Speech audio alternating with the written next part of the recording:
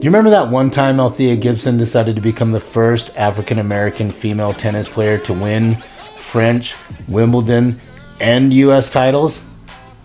On August 28, 1950, a 23-year-old African-American female tennis player stepped onto the outer courts of the West Side Tennis Club in Forest Hill, Queens, home of the U.S. National Championships. It wasn't the first time a black player was competing in an event sanctioned by the USLTA, the United States Lawn Tennis Association, but it would be the first time a black player was allowed to compete against the top players in the sport at one of its premier championships. Althea Gibson was about to show the white tennis world what they had been missing. Gibson was born August 25, 1927 in a small town, Silver, in South Carolina. 3 years later, her family moved to New York, settling in Harlem. She was a natural athlete, and after quickly mastering table tennis, a police athlete league supervisor introduced her, a now 13-year-old Gibson, to the network of competitive tennis players. Gibson fell under the tutelage of Fred Johnson, a one-arm pro at Harlem's Cosmopolitan Tennis Club, and began competing on the almost all-black American Tennis Association circuit. Gibson at 13 was almost 6 feet tall and overwhelmed her opponents with her raw power and lankiness.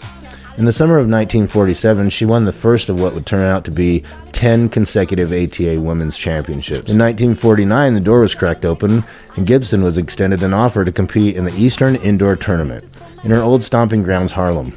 She would make it into the quarterfinals, but that was just scratching the surface of what she could and would accomplish.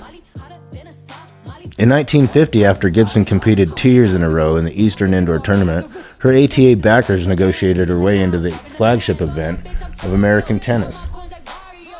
According to Sports Illustrated, the USLTA leaders were receptive to the idea of Gibson integrating the U.S. Nationals, but she would have to prove her capabilities against the other first-class players in other tournaments.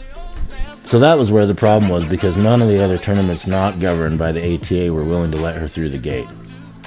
That was until the former American champion, Alice Marble, published an article in the July 1st issue of American Lawn Tennis magazine to call proper attention to the matter.